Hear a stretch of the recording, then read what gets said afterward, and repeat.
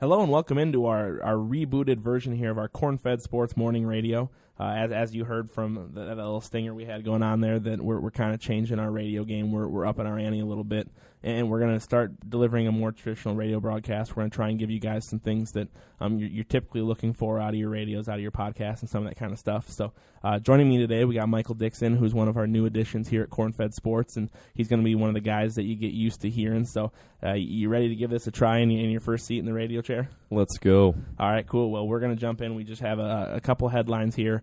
Just talk a little bit about Nebraska football and then mix it up a little bit and switch sports at the end. But we have some wrestling coming in the second segment, so we're going to just keep the structure simple. We're going to be trying to get to some practices and trying to get some athletes in here, and so we're going to be adding a lot of that kind of content in. So we're going to be up in the ante. Like I said, I hate to use that phrase, but Coach Cook has drilled it into my brain with what he says every single week at his volleyball press conferences. So we'll jump right in, and as you heard from our lead-in audio, that we've been waiting all week for this. I mean, we knew this radio show was coming. We didn't know it would have this much fun to talk about. So we have a video show coming up where we're going to talk about some specific replays and some specific things about the Hail Mary. But we were just going to jump right in with our show and just talk a little bit about some of the favorite things we saw in reaction to it. I mean, everybody's talked about the play over and over to this point. Bo broke it down about 10 different times, even though it's pretty simple to see what happened. So just get us started here. I mean, what were some of the things that jumped out on you right away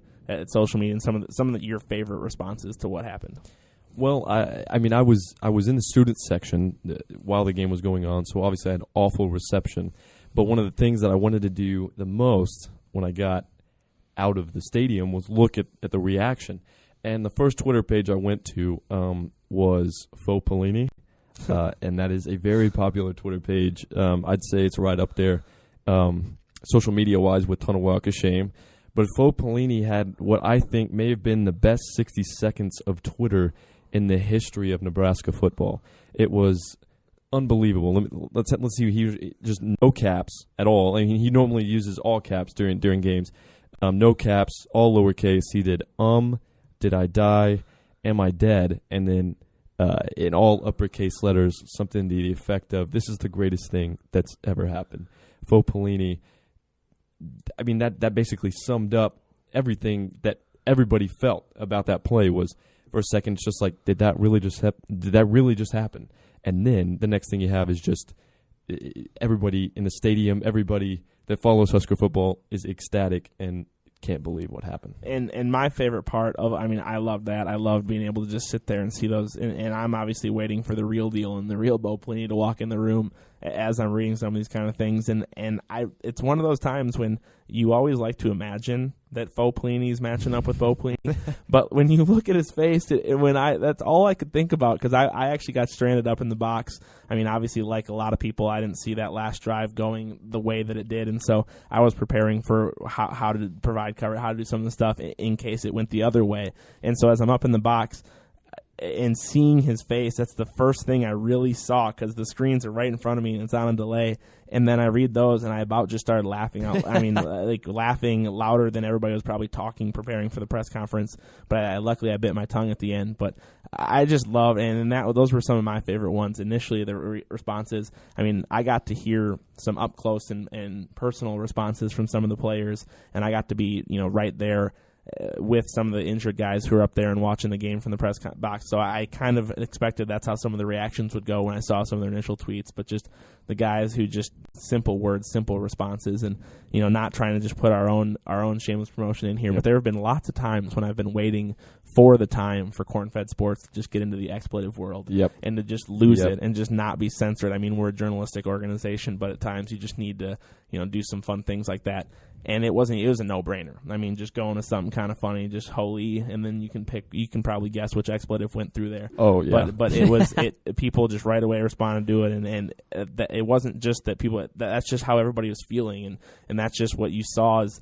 It was a lull that wouldn't exist on any other play. Any other big play, any other penalty, any other game-winning play, even if it was a game-winning touchdown run, people are sitting there and they're waiting for their Twitter reaction, but it just blew people away. And nobody, if you tweeted something like you were ready, if there was a response like, oh my gosh, we knew it, and the favorite video that I saw, and we'll talk about this in our video show, so I'm not going to double over on as much, is somebody just saying, just in case, as they start the video up on their phone. Exactly. And just in case. And so it was just that sort of response that I think you just can't replicate and just makes it so amazing, and just it was why it was the spectacle that it really was, especially in my opinion.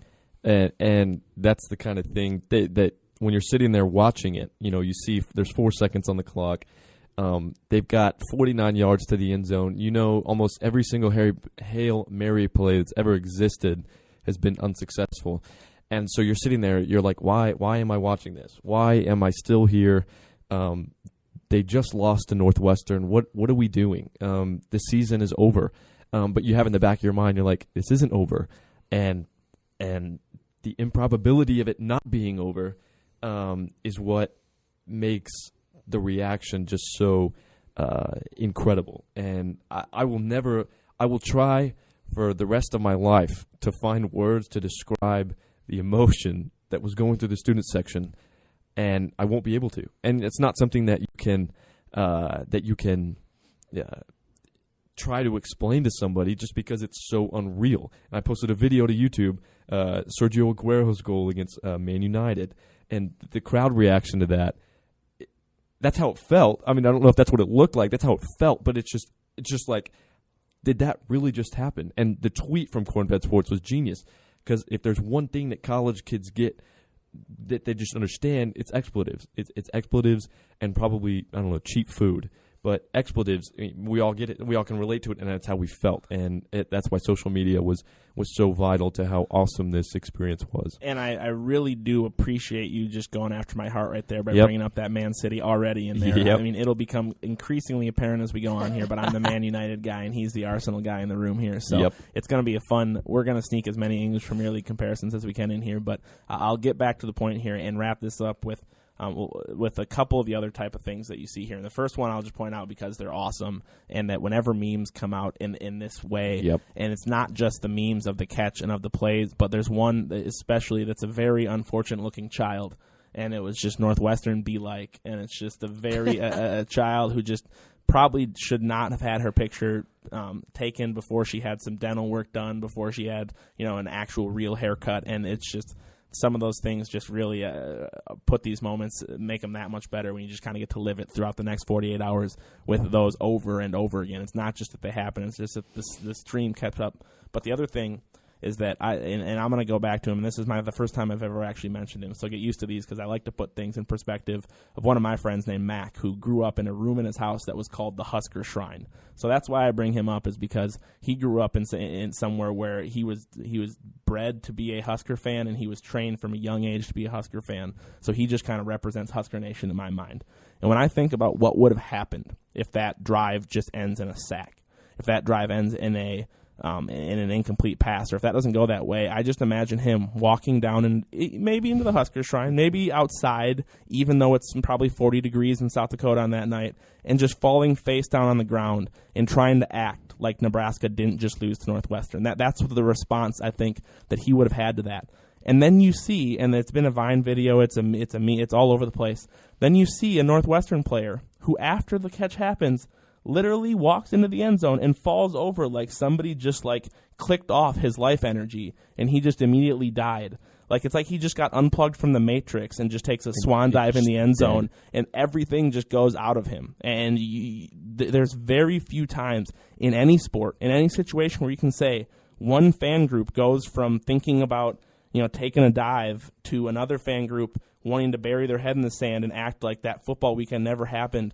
I mean, just those two extremities, and seeing it in videos, seeing it in tweets, seeing it in everything that happened, that was one of the best parts about it all. So it's interesting to just look at it in that sense and just look at how much is on the line, which it sets up for, I mean, obviously it can't be as dramatic as the Hail Mary, but it sets up nicely for just the sense and how people are going to feel over these next couple games, because all these games you're going to see a lot of that, do or die, a lot of that, everything hang on the plays. You're going to see a lot of those, bipolar sort of outlooks on social media with how the Big Ten's tightening up. I mean, how do you think just, and building off of just the reaction, just how people are looking, but how do you think the recent developments. Michigan State obviously getting the win, Yeah, Northwestern going to where they are, and building off of the on the field part that happened, and just transitioning just from the reaction to the what it means. I mean, how do you think that is it kind of going to go in that same kind of bipolar sense where it's either going to just cleanly be Michigan State or else it's going to thicken up? What do you think? You see, that's the thing. I think the Big Ten, as awesome as the teams are in the Big Ten, tradition wise. Some of the best programs in the history of the Big Ten. If you look at the Big Ten this year, I think it's a lot of mediocrity. And that's where, you say Nebraska doesn't get the Hail Mary. The Hail Mary is unsuccessful. They're 5-3. And with 4 really tough games coming up, and we go from instead of 6-2 and where we are now, talking about them, we're talking about 5-3, and are they going to make a bowl game? I don't know if it's that.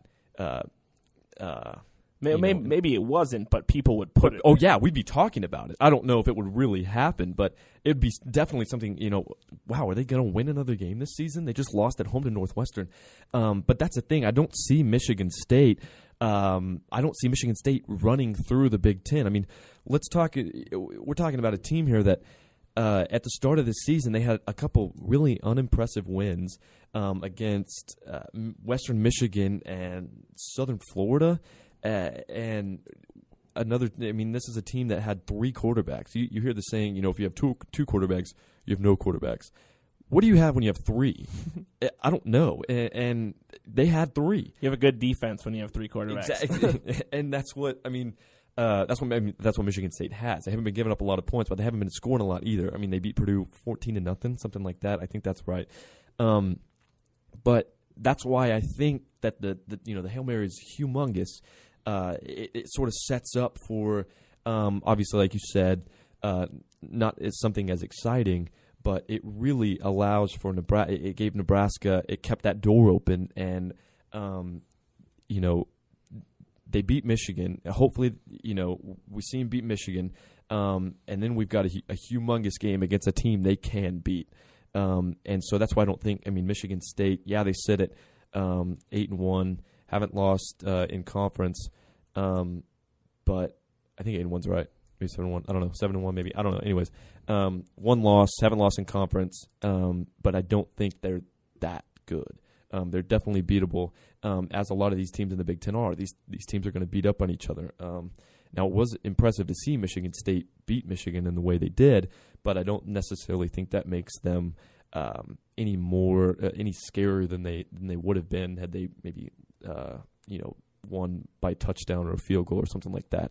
I think the Big Ten's really mediocre, and that's what makes for crazy games, and it's going to be a wacky end of the season. You have no idea who is probably going to play Ohio State. We have no idea, and so it's going to be fun to see. And I'm gonna get my best devil's advocate on as I can here, because I'm gonna also talk about why Michigan State, where the chinks in the armor come a little bit, and where you might necessarily not expect them to run away with it. But at the same time, as mediocre as the Big Ten has been, there and all the way up on the top, you can say Ohio State's been mediocre. Yeah. You can say, and obviously everybody's been saying that. But as mediocre as it's been, and obviously Nebraska's offense hasn't quite gotten to this level where people might have thought it would coming into the year. But people still see great football in certain parts of the teams, in certain games, in certain environments. And so Michigan State's defense is, as mediocre as they are, that's your concern, is that their defense can play such great football at a level that some teams you're like, their defense cannot hang on. They're going to, but there are times when you're just like, I don't think so. Like, they're scoring touchdowns. They're putting the game away themselves. That doesn't put a lot of stress on it. That takes even more pressure off it. And there's been a lot of times when offenses just kind of wave the white flag. And so that's where you're concerned. Yeah. But at the same time, when people are talking about, well, Michigan State's starting to get their offense going, they're starting to establish some consistency, you're not seeing consistency in the run game where you should. You're not seeing the wear-down effect in the run game. You're not seeing just the wear-down effect in the passing game overall. And yes, you can talk about touchdown passes and big plays in the passing game in a lot of instances in the Big Ten, and talk about how that can really help a defense and complement. But if you're Michigan State, the last thing you want to do is try and throw the ball and put the ball up in the air, especially in one-on-one situations against this Nebraska defense. Yep. You don't want to go to SJB. You want Stanley making. If Stanley is making an impact on the game, it is not going to be negatively against what Michigan State has at the quarterback. They've shown some big play potential in the receivers, but if he's making an impact, you know what impact it's going to be. I just don't see him getting burned, really being exposed in that type of a game. And then you get to Ciante. Then you get to some of the safeties who are thinking, this might be one of our opportunities down the stretch here. This might be one of the ones where we feel good about a guy that we know is not going to run around on us, a guy we know isn't just going to, maybe go nuts. The other games there might be some more interceptions. The other games there might be some more up and down, but it's still going to be, more stress throughout the entire game of those big play type things. And so with Michigan State, they're just going to be waiting for it. They're not going to be worried about it. They're not going to be in and out. There aren't going to be teams that are just, unless they can do something like Minnesota did with shifts and with the running game to really put Nebraska on edge. But what they've done successfully offensively does not really set them up to beat Nebraska really well. Yeah, and I mean, granted, we are getting ahead of ourselves because Nebraska has a game on Saturday against Michigan at the Big House, and we're not saying in any way that that's an automatic win, because there's not an automatic win for Nebraska this year. But if they do get past Michigan, I would rather see Nebraska play a team with a really good defense than a team with a really good offense. And I mean, I think the offense has been consistently better than the defense. I mean, the defense has gotten better, and man, how good were they in the second half against Northwestern? They had probably the biggest stand they've had all year was holding them to a field goal after that interception, and they've been better as the time's gone along, as the season's gone along, but I have more confidence in the offense. So I'd rather see if this game against Michigan State is as big as it can be, I would rather see Nebraska play a team with a really good defense versus a team with a really good offense. Yeah, and to put it in Bo's terms, it's obviously you'd like to think everybody's got top of the line squads on both sides of the ball, but it just comes to a good on good. Bo talked a lot in camp about good on good, where the number one offense going against the defense.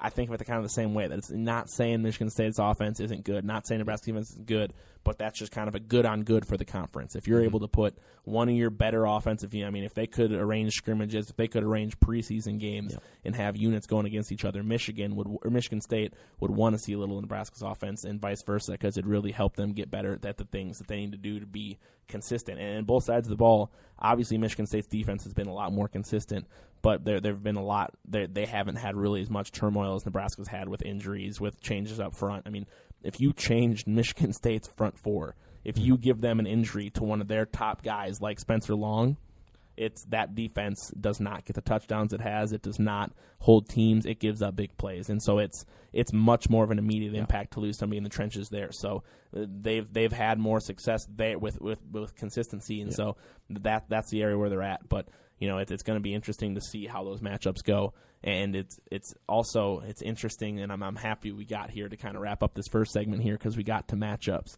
and we're talking about good on good, which is one of the highlights that's happened for Nebraska volleyball, and we're going to kind of throw a curveball here, but we talked just about what it's going to be like to see the Nebraska offense go against the the Michigan State defense.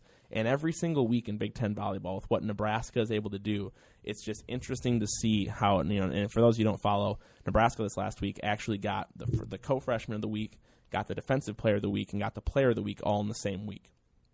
So Nebraska, all across the board, all in different places, is really can stress other teams, have won favorable matchups, despite a home loss, despite going on the road and having some issues. Nebraska's done just a good job of shutting down opposing teams' top players, and you got to see that firsthand. So I did. We're kind of just exposing you, and this is, for those of you who aren't as familiar with Corn-Fed Sports as some of our other followers, that we're big on in all sports, and so we like to throw our new people in, not just into football, but some other stuff. So we got to expose you to it, and you got to see that it's not just the hitters and Katie Ralston and Kelsey Robinson on the outside who can really attack some of the best blocks in the Big Ten, but in the middle, when you got somebody like CeCe Hall who goes double digits on total blocks in both games last week, and then somebody in Megan Haggerty who's an all-conference performer who's coming off the bench in that situation because you have a more athletic option, and maybe not overall more athletic, but in what Nebraska has in some of the other young middles. So, I mean, just what's for somebody who's not a huge volleyball guy, I mean, what was it like to get to see Nebraska's both their defensive matchups at the net as well as their hitters on the pins in that environment, especially in a 5-set match like you did? It was terrifying. It was absolutely terrifying. Now, granted, I'm not when he says, I'm not big on volleyball, it's not that I don't like volleyball. I've just never been exposed to it. And seeing it for the first time live, you can just go on about how awesome that venue is. It's terrifying. And I'm glad, I will say I am very glad they have a nice, safe press area far away from the court, because you could not get me to sit down close by to where they are. Those balls are probably coming at the other team about 7 trillion miles an hour. And, I wasn't just there to watch. I was tweeting. I got to live tweet my first event. That was fun. And I also got to do a press conference afterwards, and I got to see Kelsey Robinson. And I noticed you kind of flinched when she came in the room and kind of averted her gaze. Did I see that correctly? I made triple sure I did not make eye contact with Kelsey Robinson or Megan Haggerty, because they were awfully scary. Really, really scary. And, they come in and you're just like, nope. Yeah, I just tapped you. I was like, Pat, you got this. I'm not saying a word. And when you see, especially when you hear how hard those blocks are coming back, when you hear how hard their initial contact is, and even on some of the digs with Kelsey, and I know that we joke about that with Kelsey, but when you see somebody who just has a jump serve that leaves that many people speechless over and over again. It's not it's just like the first time they saw it, they're like, oh, wow, we got to catch up. It's just people who are there like, oh, hey, look at this. Like, even when you're waiting for it, you're still like, wow.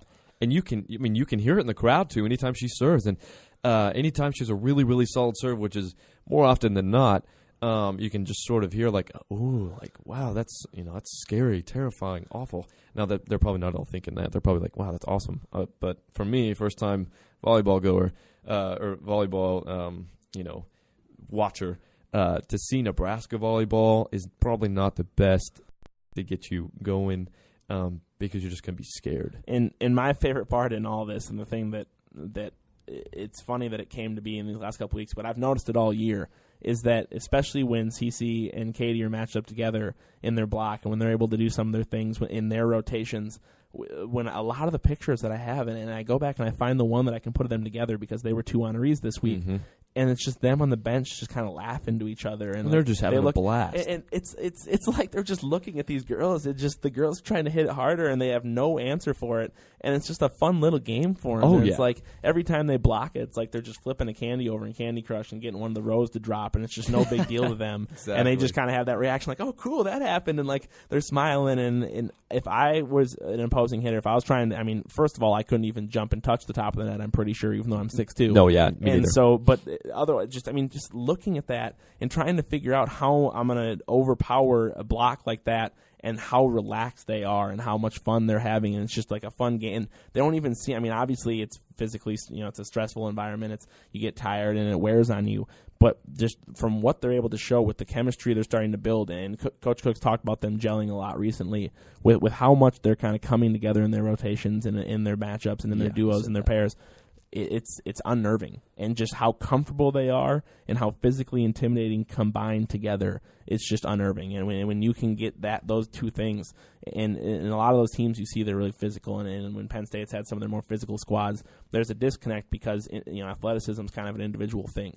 But when you have this many people who are on the same level athletically, and who are catching up in terms of on the field, or not on the field, on the court play, and catching up in how they're running the system, it's a scary sight to see. It's scary with the youth too. This team's going to be fantastic for years to come, and they've been fantastic in the past. They're one of the best programs in the history of college volleyball. But coming up and looking at the future, it's even scarier. So and the thing that I'll point out here too is that a couple years ago, everybody kind of smiled and laughed when They ran a 6-2 system that featured 2 players who were left-handed and 6'5" or taller. I believe they were both listed at 6'6". But that Coach Hook that year talked about how unbelievable the physical maturation of high school players, of people coming directly into the program are, and how younger athletes are just, especially women's athletes, are taking that next step, and everybody's laughing because he's got a team full of upperclassmen, full of people. The only freshman on that team is Morgan Brokeis, who's now a senior, who's on the bench because of the athleticism of some of the younger players, and that she can't really match that in big moments.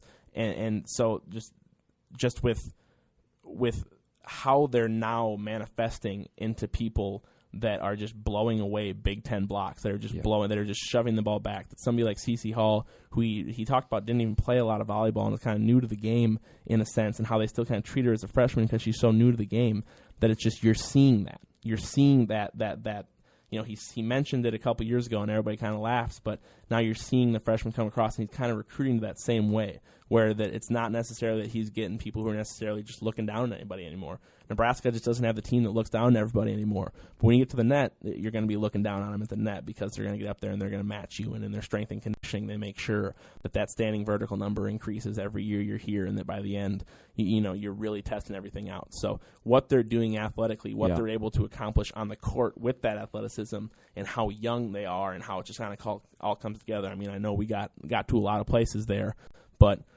that's a big thing for the future of Nebraska volleyball, if they're able to say, hey, we're a place where you can come and you can develop yourself athletically and go play in Russia, go play in Europe, go play with the USA national team.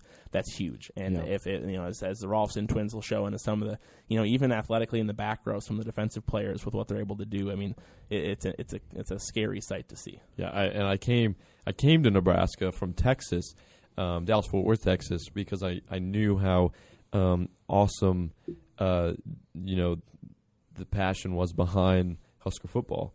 And then I get here and I realize how awesome the passion is behind Husker volleyball. And, I mean, it makes the decision to come here even cooler than it was when I first came here, or when I first decided to come here. So to be able to see a program as good as this one is really just wonderful, and something that I'm really going to enjoy watching and getting accustomed to and learning over the next few years, because I know you know a lot of volleyball and I don't. And the reason I know a lot of volleyball is because I came to the same environment. We'll get him trained now, but we'll move on here, and we're going to jump to our second segment. We're going to talk a little bit Nebraska wrestling, just opened up the season, so we have another new face here in that, but we'll bring Michael back for our 3 and Out segment. So we'll hear more from him, and we'll have more later on. We'll get back to some fun topics here. So stay tuned. For now, we'll take a quick break. We'll come back with one of our in-depth segments, and then we'll wrap up our CFS Morning Radio. All right, we're back now after talking a little bit of the sports that have already been established and already rolling in the fall. We're getting into some of the winter sports starting up. It's not just basketball. It's not just some of those the ones that people are expecting. There's some other fun ones. So we have another one of our new faces around here at Corn-Fed Sports joining us. So Austin Pistolka is in here to talk a little bit about wrestling. He's going to be one of our wrestling experts this year. So you ready to make your debut for us here? I am so ready for this. All right, cool. Well, we're going to put you to the test here. You're going to be asked to be an expert here right away. So Austin wrestled in high school, so he has some experience. He's seen some of these guys up close and personal, and just kind of watching this program. So it's not like he's just new to this whole Nebraska wrestling thing too. But so he brings a couple different levels there. So we're really going to put him to the test. But Nebraska, in case you didn't know, Nebraska had their season opener. They went up to South Dakota, back into my turf, had the Daktronics Open, and had a lot of success up there. So, first of all, you see the returning All-Americans getting some titles. You see some guys who are kind of finding their way into the lineup, getting some positive results. As a wrestler, as this early in the year, I mean, how much does it mean to them, and how much does it kind of help their preparation as they move forward when they're able to go out there and not just win, but the guys win, convincingly that expect themselves to. The guys who expect themselves to contend can get first, steal a title like they did at heavyweight, or some of those guys who come in second place, know that they're capable of contending with some of these top talented wrestlers. I mean, how much does it help them that a lot of those guys did what they knew they were capable of this weekend? Well, for a lot of people, it's a measurement block. It's a measuring stick of, okay, this is where I'm at now. I've beaten these guys, and if I do any worse than that, I'm disappointing myself. And another thing is that a lot of the younger guys, like you said, with Colin Jensen, the heavyweight, it's making a statement. And making that statement to start the year is huge for your mental prowess, your confidence. It's huge. Wrestling confidence is key. If you step on the mat and you're just wrestling to not lose, you're going to lose in a bad fashion. And not just, getting that title, but you'd expect guys like James Green and Robert Kokesh to go out there and get the pins that they did. But with somebody like him who's got to scrap, who's got to fight in those final rounds, how big was it for him when he got into the early round, knew there was a guy that he should pin, and was able to get that pin? I mean, how much confidence does that give you when there's a situation like that and you're able to execute, get the job done in that one match? You think that gave him that confidence he needed moving forward? I think what really helped with getting that pin is his conditioning would be that much better. I mean, I think when you're able to pin a guy in wrestling, that just kind of says, yeah, I was that much better than him, and now I'm going to go relax and get ready for my next match. It is a huge confidence boost going into your next match. And not just the guys who won the titles, but there's some other guys who had some of those pins, who had some of those dominant performances, and that the Tim Lamberts of the world and the Jake Souflons, those guys who probably wanted to walk away with the title and probably know that they could have walked away with the title. They have some pins. They have some dominant performances. I mean, is that what you mean by that measuring block, that they still have some of those big performances to measure up to against? Exactly. I mean, especially with Jake Souflon, he lost to a guy who got 6th at Nationals last year, and he didn't lose badly to him. That's a huge, not winning in wrestling.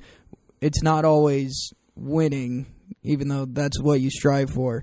It's, okay, you're wrestling the guy who's ranked 6th in the nation. You keep him to 2 points. That's somewhat of a moral victory. It's saying that he's only 2 points better than me. The next time he comes around, he's not going to be 2 points better than me. Yeah, and on the completely different aspect of just keeping things close, another thing that kind of popped out at me, and you go through here and you look at, Robert Kokesh had a technical fall, James Green had a technical fall, then you get to some of those other guys, and Tim Lambert had 2 by technical fall, and then a couple other technical falls sprinkled in there. You mentioned the pin, and the pin, yeah, when people are in better shape and they just get tired and they just lose that last little bit, or they just run into times when they're just overmatched and they can't keep up. I mean, that's a different story, but when there's a technical fall like that and that level of dominance, I mean, what does that say differently about just, any other decision to just have somebody just have to, be defeated by technical fall? A tech fall basically means that you were that guy's plaything. I mean, it's just, I was in in high school my first 2 years. I did not win a single match. I was awful, and I was tech-falled a lot. And, it's just take you down, ride you a little bit. Oh, I'm now on my back, but he's not going to pin me. And it's so debilitating to lose that way. And the other thing about the guys that are, tech falling is that's basically a way for them to lose weight. If they've got a meet coming up and they don't want to have to put on that extra pair of sweatpants, they go out tech fall the guy, working their butt off to work off that extra pound. And I know I would just be sitting on the sideline just completely demoralized and just lost if that. I mean, when you see just how many times you have to get taken, I mean, towards the end it's like they're just trying to say pin me, but they know their coach is right there, so they can't just let themselves get pinned. And so you're exactly right in saying it's just kind of messing with them and playing with them. So to see that mentality, I think, yeah, good. And you also know when it's that bad, when the opponent's coach is just silent. Yeah. That feeling of there's nothing I can say to my wrestler to get him to do anything correct. And with the normal antics of wrestling coach, the silence is so deafening that I know exactly what you're talking about, and I'm sure that we'll see that at some of the times in the early season action here, because Nebraska's got some guys that are capable of doing that on a regular basis. So just the last thing again in talking about, and this time we actually have some expertise. We have some people who know about weight, know about just what the grind is like. I mean, what these guys have to do at least on their level to stay at their weights and do some of that different stuff. With a guy like Robert Kokesh, who has a successful freshman year, but then comes back, switches things up a little bit, and has to get used to wrestling at a different weight. And now he's able to just kind of come in with that same mindset and come in knowing what it's going to be like on a week-to-week basis and having that experience. I mean, how much of a mental edge is that? And I mean, not to say that last year he was uncomfortable and it cost him anything, but how much does it allow him to just worry about other things if he's not thinking about weight and some of that stuff that he had to adapt to last year? Last year, wrestling up a weight class, it's a huge mental disadvantage, because you're wrestling guys that lost weight to get down to that weight. So they are pure muscle. There is nothing on them that would hurt them. The thing with him now is that he's there. He was successful being the skinny guy that everyone looked forward to wrestling until they found out that he was pretty awesome.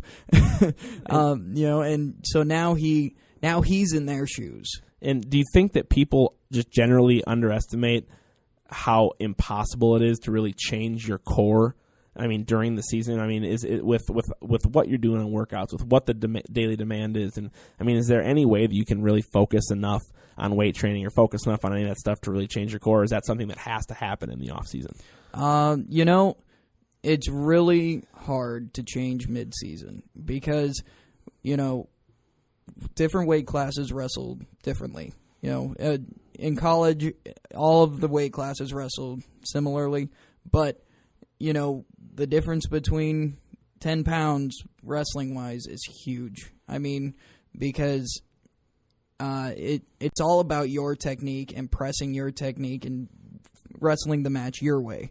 But if you can't move the guy the way that you would when you're at one weight, it's not going to help. So when you get to the off-season and you're able to focus on, okay, this is my weight, this is what I'm going to do, then you just have that much more experience, and that experience means confidence, and that confidence means the world. And with the support staff they have here, I mean, just getting them in that position and knowing, getting them mentally prepared and physically prepared to be at that weight class, being able to push anybody that you thought you could at that lower weight class. I mean, I bet he's at that point where he's starting to feel like he's got that same kind of physical strength that he did before, just with what's going on this year.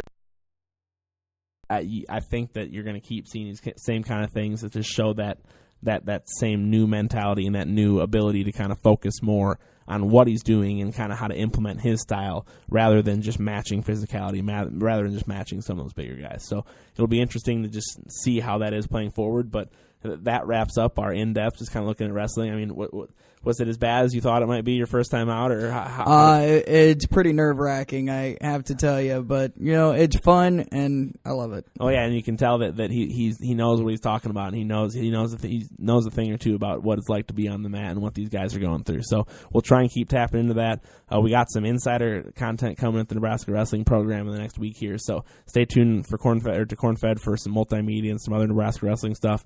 But for now, we'll take a quick break, and then we just have our wrap-up segment that we're doing here after the break. So for right now, that's all for this segment for Corn-Fed Sports in the Morning.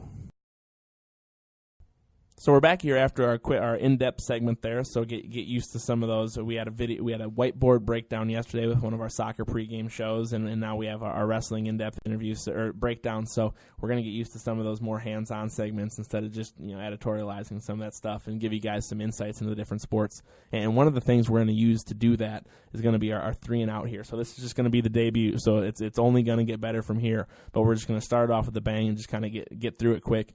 And the first topic we'll go to in our 3 and Out, and a team that deserves even more publication, even with the fact we have something coming up on the video show, is that the Nebraska soccer team surges into the second round of the Big Ten tournament, gets a 4-1 win over Minnesota 2 early goals in the second half, just kind of gets past it, puts up that tally on the Big Ten Goalie of the Year. And so a big win for the Nebraska soccer team. You're going to see them Friday on the Big Ten Network. So interestingly enough, they'll be playing Indiana for a second straight Friday. So they wrapped up a conference title against them last Friday. They'll play them in the conference semifinals this Friday, and you can catch on the Big Ten Network. So Nebraska soccer is still chugging along. We'll have plenty of coverage of that, and we'll be there, and we'll provide you coverage from field side if they get to the finals. So make sure you stay up to date with us and at Nebraska Soccer on Twitter. They'll get you all updated. So that's our first one, but we'll kick it over and just keep things plugging along with another big weekend event here for our second of our 3 and Out segment.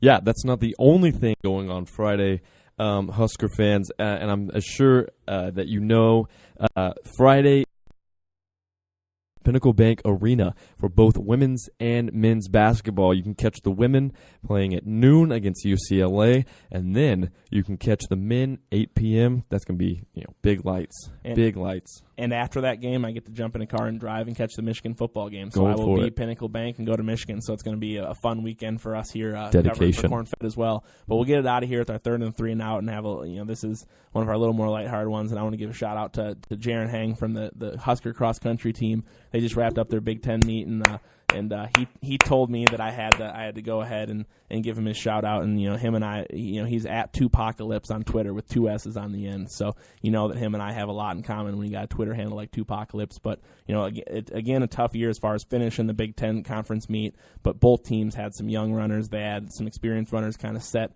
the tone for the program for years to come. So they probably wish the results would have turned out a little bit differently, but showed strong in some early meets, defended their home turf, and did a lot of good things this year for Nebraska cross country. So props to them, and there's my shout out to Jaron. But that wraps up our 3 and Out segment. That wraps up this first edition of our CFS Morning Radio. This will be put out on our podcast channel, and we're actually going to be tweeting about a lot of these kind of things from our Corn Fed Live account, or our Corn Fed Live account, and just kind of letting you guys know where all of our shows are. So get used to the new era of our broadcasting and our new radio show. But for now, for Corn Fed Sports, I'm Pat Radigan. And I am Michael Dixon. Thanks for joining us. Hello and welcome into our rebooted